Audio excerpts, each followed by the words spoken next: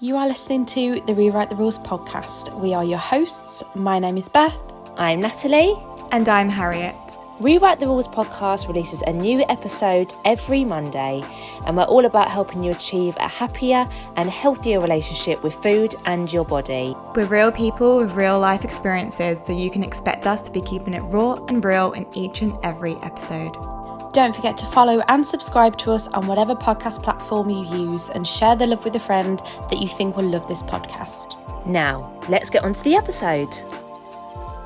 Hey everyone, welcome back to the Rewrite the Rules podcast. Your host today is myself, Harriet, and we are on episode 30. And today we have a really amazing episode because we have our second guest on board. We have Emily with us. Emily is the founder of We Are Mind Body. She is an EFT movement and mental health practitioner, and she specializes in disordered eating. I'm also very, very honored to say that Emily is one of my personal friends. We met on our eating disorder training. I'm just so grateful to have found this human being, and I felt that it was my duty to share her with all of you today. So welcome, Emily. Thank you. Happy to be here. I'm really excited. We are so grateful to have you on. And I know for myself, I particularly want to hear about EFT and hear about your take on disordered eating and how EFT can help someone who's struggling with disordered eating. But before we get into that, would you like to share with our listeners kind of more of your background, what led you here, what led you to working in this area? And then we can go from there.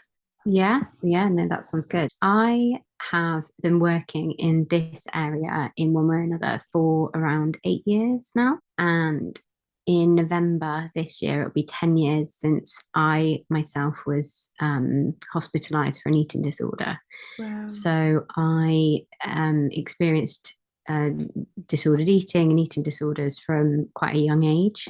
And it culminated to being hospitalized and it getting quite bad. And ever since I left, I've always had this I've just been fascinated by the process of recovering from an eating disorder and how, what role it plays in people's lives. And also, I think once you start to open your eyes to things like diet culture, it's really hard to ignore it. So I actually started out in the fitness industry. So I started as a Pilates teacher, and it was a way that I regained some strength. And I then trained as a personal trainer, and I wanted to go in and kind of change the gym from the inside out. And I worked in that industry for a while before turning more into kind of the coaching, and then obviously with EFT and actually working with eating disorders. But my attitude towards it has always been the same. I like to lead clients through a real curiosity approach, really understanding the role that the disordered eating or the eating disorder plays in their lives, and then looking at ways to unpack it, but then also ways to be able to manage without it, crowding out the eating disorder. And yeah, like I absolutely love what I do. When you find something and you're like, oh yeah, this is it. This is like how I was supposed to live my life. Yeah, that's amazing. And a decade. Wow. It's going to be a big anniversary. Yeah, it's a bit absolutely. mad. And what an accomplishment that you've not only recovered from something that is such a challenge, but you are now in this space helping others. It's so inspirational, honestly. Thank you. It's going to be quite strange actually, because I had my eating disorder for almost a decade. So wow. This year I'll be recovered for longer than I would have had it, which is it's a big. I need to get some kind of like balloon or something. Yeah, you definitely do. And honestly, that just makes even my soul light up because wow, I'm honestly a bit speechless by that, but I'm just so grateful to know you and have you on here because I just know you're going to be able to share so much insight with our listeners. And I also so understand, like of course, I'm a practitioner as well in this space, and how personal experience can help tremendously. I don't think I could work in this area if I didn't have my own personal struggles once upon a time. Would you agree? Yeah, I think that, and I kind of have this conversation a lot because I think that unless you go down a traditional counseling route, you can often feel like your training isn't quite enough. Like, Mm. you have that personal, worry, but actually the lived experience is something that you can't learn from a book. You can always gain skills, you can always do more courses, you can always be a better practitioner. It doesn't matter whether you go down a traditional route or not. But Yeah. actually having that lived experience and being able to really understand the mind of somebody, and that's obviously not to say that just because you have lived experience that's enough, because we Mm-hmm. all experience disordered eating differently, and the training that you get is is there to help you to manage many different ways, many different people, and the way that it shows up in life. But I do think that my lived experience makes me much more empathetic to Yeah. my client. The good thing about it is nothing can shock me. Yeah, Nothing my clients say can shock me at all. absolutely. And I also find for myself as well, with my clients, they don't also have to super duper explain something, because I'm just like, yeah, I understand. I get Mm, what you're saying. Where I imagine that someone who doesn't have that lived experience, you just wouldn't get it. Maybe from a textbook point of view, but you would need that client to really, really go into detail and explain something where I imagine that me and you can just be like, yeah, okay, I understand. yeah. Yeah, I think that if I imagine, obviously I wouldn't know because I've never been in that situation, but I imagine if you're just learning things from a textbook, your your viewpoint is very much reliant on whoever wrote the book or whoever Mm, taught you. And mhm. it's much more difficult to glean your own experience from, what something is like. Sorry, that was my dog. I should have taken his collar off. He's being very noisy. Yeah, you having that kind of textbook opinion, I guess, I think Mm, must be quite difficult, because yeah. what you're doing is you're kind of essentially trying to fit your client into a box. And I think if you've been Mm, through something yourself, you realize mhm. that there are no boxes, everybody is different, and Yeah. there's just no way of categorizing an eating disorder, really. Yeah, 100% agree. I'm not here for the boxes. So EFT, why? Why EFT? Why was that something that you thought, oh, I want to train in? Like what, where did you first hear of it? So I, this is, yeah, I really weirdly, years ago, and I'm not sure if I told you this, I think I have. I tried out a medium, which is not my thing. Mm, I am logic and reason. I have to have very much research evidence. That's me. But I tried a medium out, and they said to me, meridians. You're going to work with meridians, and I was like, I've got mm, no idea what you're talking about. I don't know what a meridian is, and okay, I think you've got the wrong girl. You picked up something weird there. And when we were doing the eating disorder course, they were talking about EFT quite a lot. And I hadn't really heard about it, but I thought, I might actually do some training in this. So I booked the training course. And it wasn't until I booked the training course that I realized that it works with meridians, or that's how we used to describe what EFT worked with. And I was like, well, that's really weird. And when I first started training, the trainer that I had was very into childhood memories and how a lot of this stuff that we deal with in life comes from our childhood, which I do agree mm, with to an extent. But I thought, okay, well, this isn't going to work for me then, because I don't really have many childhood memories. And mm, so I did the first part of the training, and I genuinely thought, I don't know about this. I'm not sure about this stuff. It seems a bit woo woo. mhm, mhm. And because I myself in that time hadn't experienced the benefits of it, I hadn't really experienced it, I was a bit unsure. Mm, But what I did was I went and I started doing loads of research. I looked at the science behind it, I looked at the studies, and it started being a bit like, okay, no, this is a real thing. This isn't just, this spiritual woo woo, we don't know how it works kind of thing. it's a real actual like method to use. And I went back for the second part of my training, and I just saw it working in front of me time and time again. And then when you're training to be a practitioner, you have to do 50 hours of client sessions. And I offered them out for free because I wanted as many different people as possible, not just in the eating disorder or disordered eating space, but I just wanted to cover as much as I could.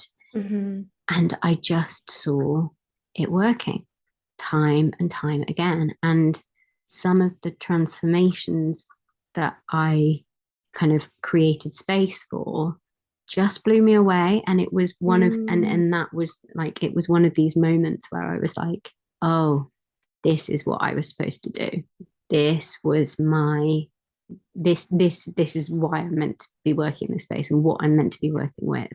And I just haven't looked back. Like it's just an incredible tool to be able to use and add into, especially when you're working with, eating disorders and disordered eating. It's just incredible. Yeah, absolutely. I love that. And so EFT stands for Emotional Freedom Therapy or Emotional Freedom Technique? Techniques. Okay. Yeah.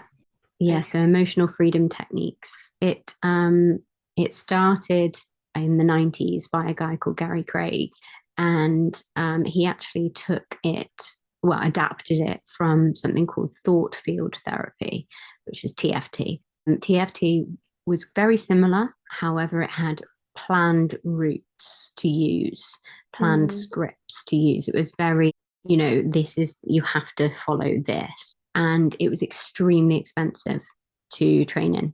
And Gary went and did the training and saw, the potential. And he was an engineer. He wasn't in the kind of psychotherapy. He was interested in self-development. Yeah. But he basically thought, right, I'm going to create something that's accessible and isn't as kind of not clinical, but it isn't as, you have to take this step, you have to take this step. It was a bit more free, and created, came up with EFT, and that's now kind of the method that is much more well known, because thought field therapy, some people still use it, but it's not as integrated, and it's not as far ahead as EFT. I love that. And so would I be right that it focuses more on like someone's like feelings and changing the feelings, or is it feelings and thoughts, or how does the transformation work? It's actually both. So shall I talk a little bit about how what it is? Yeah. How it works? Yeah. Okay. It's also EFT. A lot of people will have heard of it as tapping. And that's because what we do is we use our fingers to stimulate acupressure points. Originally, it worked talking about energy and meridian systems, and that's from kind of Chinese medicine. So if you think about acupuncture, acupressure, we have these points of the body which are meridian points, which associate to different parts of the body. So for example, there's a point about a couple of inches down below your nipple, which is an anger point, for example, that links in with your liver. So there are lots of different points, and generally in Chinese medicine, what they would do is they would put a needle in to work at different areas of the body. So it started off, it's a combination of acupressure, which is acupuncture without the needles, and different elements of psychotherapy. So you've got things like CBT, but you've also got exposure therapy, and that kind of thing. Now, we've moved away from using the words meridian in EFT. What does that even mean? Sorry to interrupt you. What is can you mention that earlier as well? What is a meridian? So a meridian are these points in the body. So you've got the meridian system, which has always been thought of as an energy system in the body. Not really a real thing, but they kind of think it was. And what happens is there are these different points of the body. If you if you stimulate them, they associate to a different part of the body, and it can help with rebalancing the chi, essentially. Now we've moved away from that, and the reason is that, again, some people, although acupuncture is much more widely accepted, that people have a specific idea about these kind of ancient medicines. But they did a research trial where I can't remember if they were Japanese or Chinese scientists, but what they did was they put a particular type of dye into where they thought this system was. And not only did they find that actually there is a system there, it's not just energy, but the dye was pooling at the meridian points. So they were able to prove that it's actually a vascular system. It is actually a system in our bodies that we're manipulating, we're working with. These points will essentially communicate with the parts of our brain which are the stress centers of our brain. So it works with the amygdala, which is obviously our stress response, and it also works with the hippocampus, which is where we've got that memory center. And the stimulation of the points helps the brain to calm. So, for example, if you're working on something like anxiety, then you can use some of the tapping points to help you to calm down in the moment, because it activates your parasympathetic nervous system. So that's our rest and digest system. It helps us to feel much calmer. Now, when you're adding in something like an issue that you want to work on, because it accesses the memory center of the brain, it can actually help us to dive really deep into why we have this issue. And it will actually help us to uncover what it is that is causing something to be there. And it then takes us to the ability to be able to process it out. Because quite a lot of the time, when we go through trauma or when we go through an experience, we hold it in our body, and we may be able to cognitively work through how we're feeling, but our body remembers, our body kind of holds it. So the aim of EFT is not just to cognitively process and uncover why we may have a certain issue, but it's also to be able to help to process that out of the body. Because often, if you think about when you're stressed, your shoulders get very tight, you might end up having a crick in your neck. And it's because our mind and body are so interlinked, and it was always treated as one way back when. And then, modern psychotherapy has kind of tried to pull them apart as much as possible. But this new way, that we're in the fourth phase, we're going into the fourth wave of therapy at the moment, and that phase will all be about bringing the body and the mind back together. And that's what EFT basically does. I love that. And it also links amazingly to your business, We Are Mind Body. But wow, thank you for explaining that. It's so interesting. And I can so see how that method would help someone, who is struggling with disordered eating. What I was thinking when you were talking was, someone who struggles with like fear foods and trigger foods. I imagine EFT could be amazing for that. Yeah. So it's really interesting how it can be utilized. Say, for example, somebody has a fear food and they find it really difficult to deal with. So EFT can be used in two different ways. So the first would be to help them to calm in the moment. So help them. What we do is we generally scale it. So 0 is this isn't an emotionally distressing experience at all, and 10 is this is the most I can't, is really extreme. Yeah. So if somebody was approaching a fear food, what they might do is use EFT in a way to help them to calm in the moment. But if you're working with a practitioner, and you can do it yourself as well if you've done lots of EFT, what you can do is you can help yourself to understand where this fear food has come from. So often when we're working with eating disorders, there are usually disposing and precipitating factors to that eating disorder.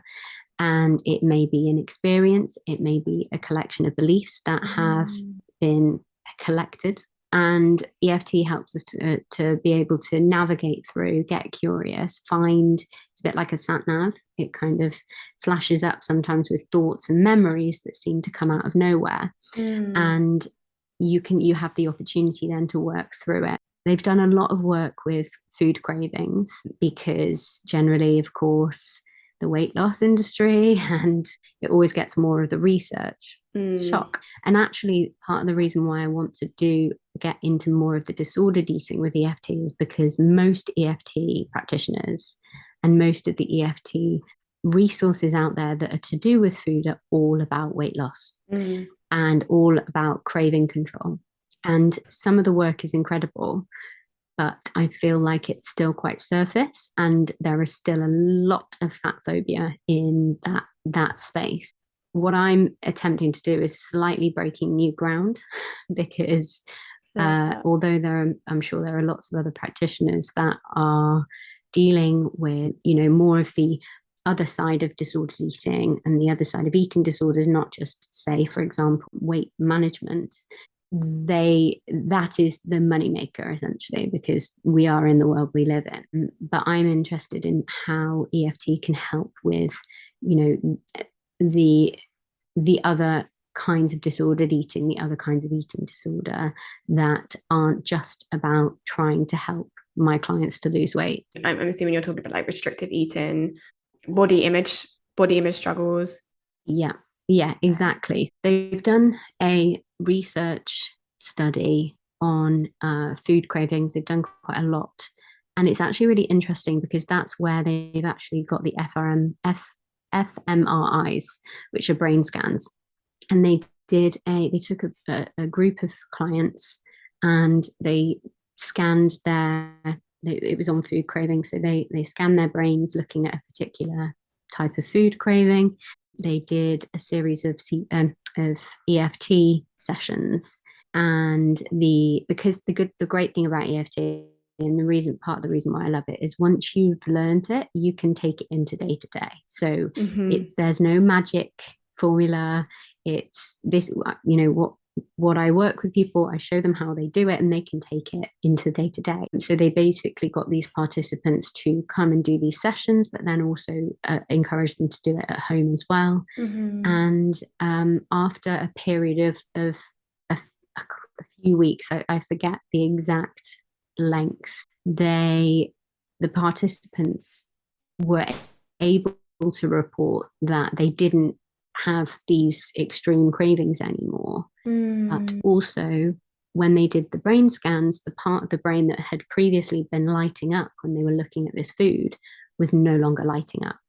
So they're actually proving on a DNA level as well as a brain scan level just how transformative this method is for people. They've done it with PTSD as well, where they've taken vets who have experienced really high extreme levels of PTSD, and after 10 sessions, which is about half the time of CBT, as well as them reporting not having these PTSD symptoms, but the scans, the cortisol swabs, all of that side of the science was also confirming essentially that their series of sessions had helped to unlock and almost deregulate the PTSD from the body, from the brain.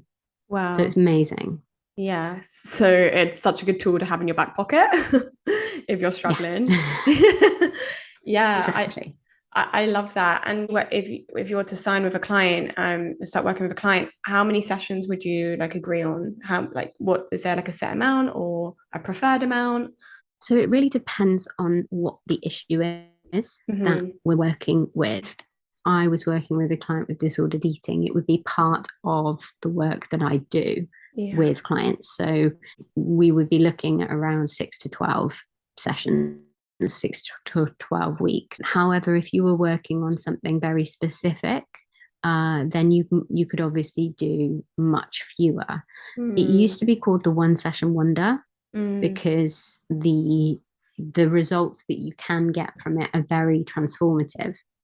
But a lot of the time when we work through an issue, there are always layers to it. So you might be working on something and something completely or seemingly completely different pops up, but that is what we call an aspect. So generally, if something pops up, a feeling or an emotion that seems totally irrelevant, it is still relevant, and it is something generally to be worked on. So you can get huge results in one session, but generally, if you're looking at quite a deep rooted issue, so for example, I've worked with people over traumatic experiences, and we would, for this particular client that I'm thinking of, who was extremely anxious about what had happened, we took 3 sessions, which is still very, very short amount of time. But after those 3 sessions, they were able to look on the experience and talk on the experience without having a physical and emotional reaction to it. So it's very varied. There is no one size fits all with it.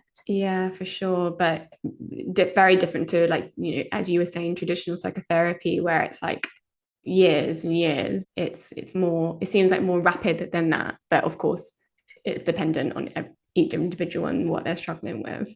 Yeah, exactly. Generally it takes about half the time of CBT. So a rough CBT, well, the NHS give 20 sessions, don't they? So it takes about half the time of that.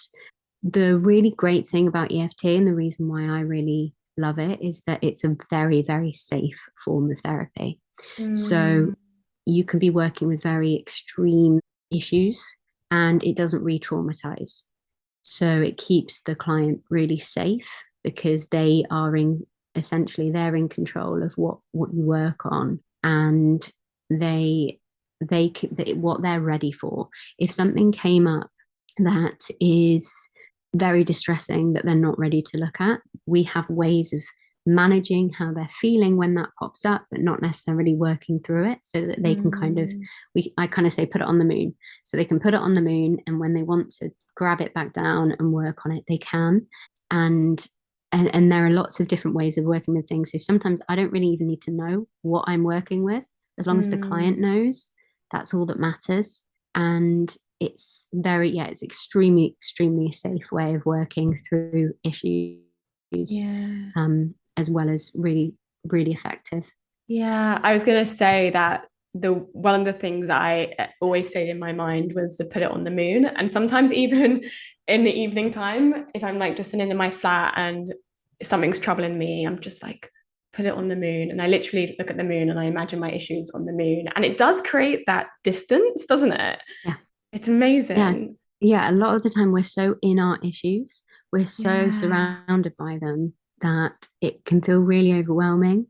But actually being able to put that distance between us, you then become the observer of your thoughts, of the observer of your feelings, and it gives you that space, so you can choose whether to work on something or not. And with EFT, because you're taking the emotional distress down, you can then get a lot clearer on whatever it is that you're dealing with. It reminds me of the leaves on the stream technique that I know that you know as well. It's like it's that cognitive diffusion, but I feel like the moon technique is just more cool. And for someone who likes like lunar stuff like I do, I'm really exposing myself here, but I love that. Hi everyone, it's future Harriet here. Sorry for interrupting this amazing episode. I just wanted to give a little disclaimer that Emily is about to guide us through an EFT technique, and we would love for you, whilst listening to this, to practice it with us. But please only practice and tune into this technique when you are in a safe place to do so. Try to do it in your home where your attention is not needed elsewhere. So feel free to pause the podcast if you are currently not in a safe position to practice with us, and you can always come back later. It's also to say that this episode is on YouTube. So if you would like to head to our YouTube channel, it's Rewrite the Rules, and have a visual representation of this technique, that could be something that you do as well. Or we have made it so you can just listen as Emily is describing what we need to do. So that's a disclaimer. I hope you enjoy, and let's get back to the episode. I imagine everyone is very keen to try out some EFT, and Emily, we were wondering if you could maybe show us some techniques on this podcast that someone could follow along with literally whilst listening. Is that possible? Yeah, absolutely. Yeah. So what I think would probably be best is what I'll do is I'll do a breathing one, just a breathing technique, because this is a really great introduction. It's very surface level, but that being said, it can really help somebody if they are feeling very, very emotional, very distressed. It's quite a good one to do because it helps you to bring yourself back into your body. What I'll ask you to do is if you can just take a few breaths, Harriet, and I'd like you to rate your breath. Okay. Mm-hmm. So 0 is it's the most free breath I can imagine taking, and 10 is my chest feels really tight or it's quite hard to breathe. And anyone listening, if you're going to tap along with us, just take a couple of breaths, see what your breathing feels like today. Okay. So 0 is free, 10 is not free. Okay. Yeah. 0 is where we want to be, 10 is where some people may be. So where would you be at the moment? I think I'm like a 5. Mm-hmm. Yeah, perfect. I did one the other day, and the person on the podcast was like, I think I'm a 1. I was like, well, you're finished. We don't need to do anymore. We're done here. We are done. It was for an interview. It wasn't actual client. And we didn't finish. They saw a difference. Okay, so with EFT, you've got kind of 2 parts of it. So we accept how we're feeling. Mm-hmm. So in this incident, we're going to accept that our breath is a certain way. Mm-hmm. Okay. So what I'd like you to do is I'd like you to take your hand with your thumb facing towards you, and we're going to tap on the outside of the hand, so the opposite side to the thumb. And you can use 2 or 3 fingers. So the fleshy bit, just kind of underneath your little finger, is where we're going to be tapping to start off with. And this is where we do our setup statement.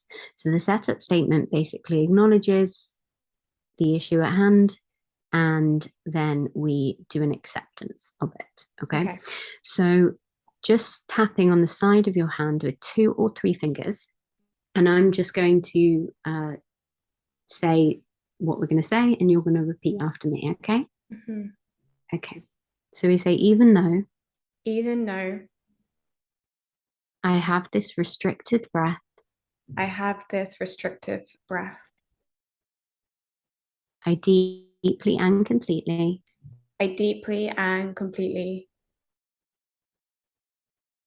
accept this feeling.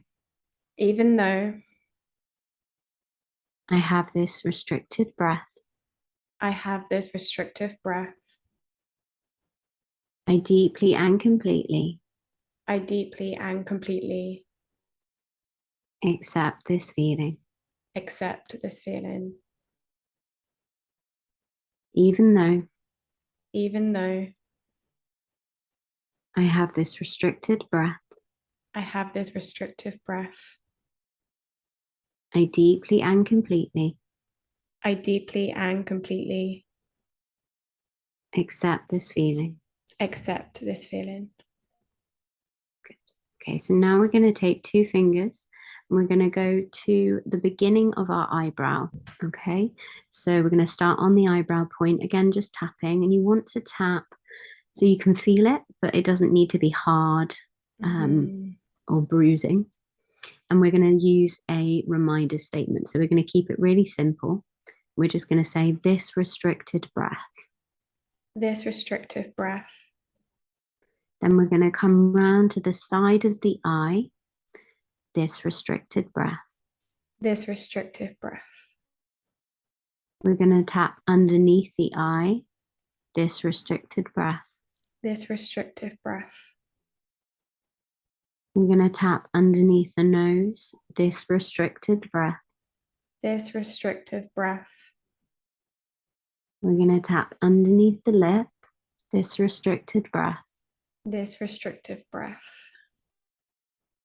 We're going to come underneath the collarbone. So I like to use more fingers here, just for a wider area. And we say this restricted breath. This restrictive breath. We're going to come underneath the arm, so about 4 fingers down below your armpit or where your bra line might be. This restricted breath. This restrictive breath. And then we're going to come to the top of the head.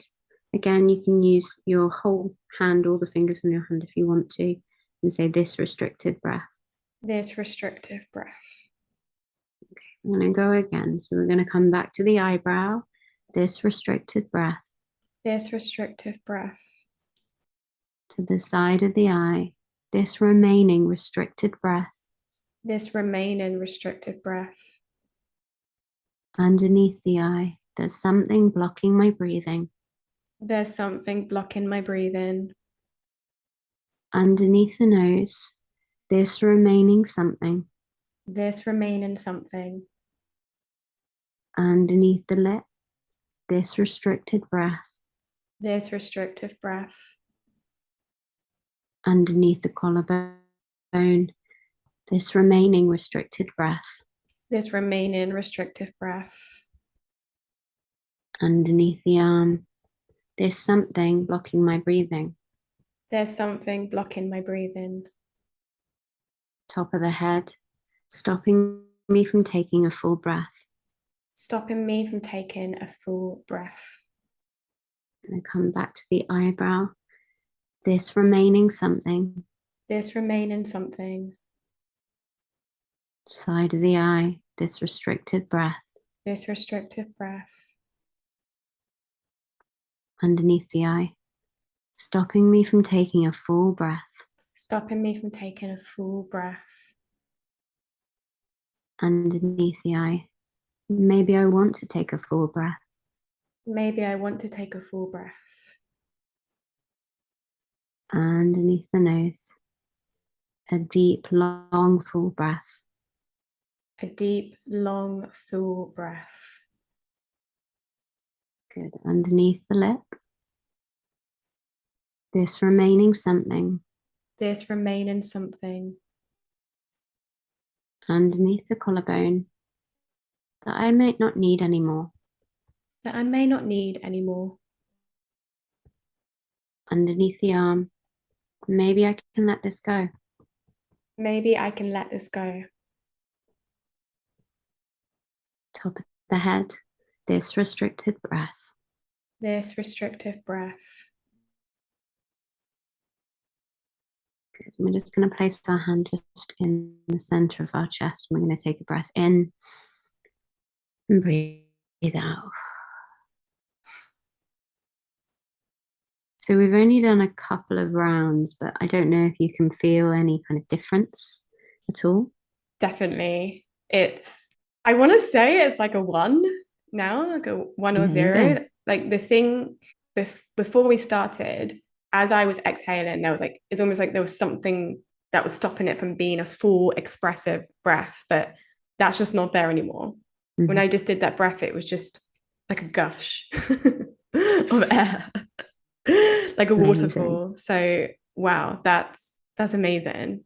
And you noticing that in your body is brilliant, because a lot of the time we become really separated and we kind of don't link up with our body. We don't check in with ourselves. Yeah. And what EFT helps us to do is it helps us to identify that. So if we were working on a particular issue and you felt like, I have something in my throat, what we might do is we might start to really focus in on that feeling of the throat. And I would ask you what it would look like. So for example, is it a shape? Is it a color? Is it moving? Is it big? Is it small?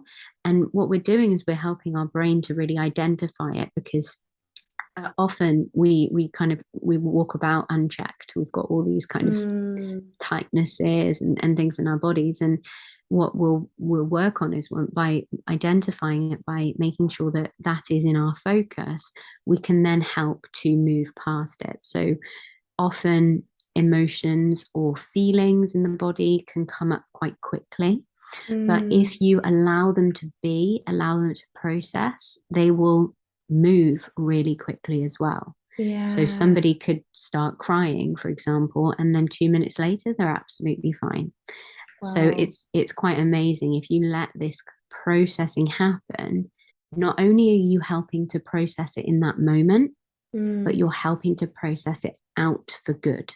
So it doesn't keep coming back up. So you're not getting triggered by things. Yeah. Wow. That's amazing. And, you know, especially like even with that technique that we just did, I'm definitely someone who I hold my breath without realizing. I'll have moments throughout the day where I'm like, oh, like that. And I realize, oh, I haven't been probably like regulating my breath for the past, like, I don't know, hour. So I can imagine like redoing this technique, like re-listening to this would be something that I personally would super benefit from. So I just hope other people feel the same, and I'm pretty sure they will. Amazing. Yeah, it's really powerful. And I guess if we take it back into the eating space, you can take that and you can change it. So for example, if you were feeling very stressed about a meal, or you were very worried about a meal, all you would do would be kind of replace even though. So we always say even though. So it could be, even though I'm feeling really stressed about this upcoming meal out, I deeply and completely accept my feelings. The traditional original setup statement is, I deeply and completely accept myself. That can be really difficult for some people, because immediately they've got, but I don't know. So if you're taking it into that stress situation, we would say something like, you know, I'm feeling very stressed about this meal. And then just tapping through the points, you could say a reminder phrase, which would be, I'm feeling really stressed. And just notice what comes up for you. It might just be, okay, you know, it could be, I'm feeling really stressed. I feel like everyone's going to be watching what I'm eating, and how's that going to make me feel? I'm going to feel really embarrassed. I'm going to feel like I can't eat as much as I possibly want to. And then I'm going to feel like I'm missing out. You know, it helps you to explore the issue and really find calm and clarity over it. And so when you're going there, when you've gone there, you've processed it already, you know what's kind of going to come up. And there are different ways, you know, don't necessarily have to talk. So there are certain acupuncture or points of the body that you can use, which mean it's kind of like a bit of a hack. So you've got a point on your wrist, kind of, if anyone's ever had a car sickness and they've worn those bands, that's one. So that's one of the points. So you can kind of just press or tap there, and that does exactly the same thing. It helps that amygdala to calm down. It lowers cortisol levels, and you can do that out. You can do that in Tesco's. You can do that in Sainsbury's. You can do it on a Zoom call as well. Nobody knows what you're doing. So there's many ways you can make it work for you. If you're feeling really stressed, really anxious, and trying to remember what to say, don't worry about it. You are in the moment. You don't need to remind your brain what you're working on, because it's feeling it right now. Yeah. So just tap and keep what you're feeling at the forefront of your mind. Don't think about what you need to do tomorrow or the laundry or anything like that. Just focus on how you're feeling.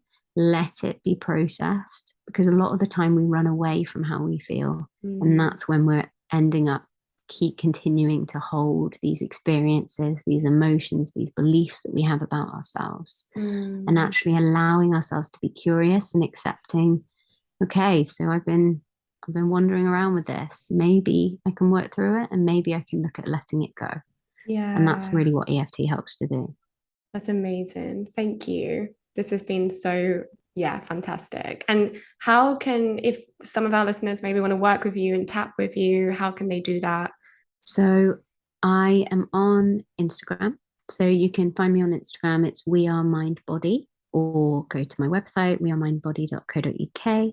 I mostly live there, so they can send me a DM or an email. I'm hoping to start to do some weekly live tapping on Instagram. I've said it out loud on a recorded medium now, so I'm going to have to do it. I also have a YouTube channel which I've just started, and on there already is a 20-minute EFT session for feeling fat. So feeling fat is something that is so common for so many of us, and what this EFT session helps us to do, it helps us to obviously feel much better in the moment, but also perhaps deconstruct why, because a lot of the time when we're feeling fat, it's actually because there's lots of other stuff going on. So that's on my YouTube. That's a free resource that people can go and try out if they want to. So just hop to my Instagram and there's a link on my bio. Amazing. I'll make sure that I link all of that in our podcast notes as well. So if you're looking for that, head to the show notes and click away, get tapping. Well, thank you, Emily. This has been, again, so fantastic. And we're so grateful that you took the time to come on here. So thank you. No, it's been my pleasure. I hope I've done EFT proud, because I could literally talk about it for ages. I've restrained myself from going into the science too much, but yeah, it's been wonderful. Thank you. It was perfect. It's like exactly, what I think is helpful in understanding what EFT is, like what does it actually stand for, what's the background, how does it work, and then actually being able to show our listeners in practice this is what it is. It's been the most perfect episode. Woohoo! Thank you. All right, amazing. Thank you guys for listening, and make sure you follow Emily. And other than that, I will see you next week.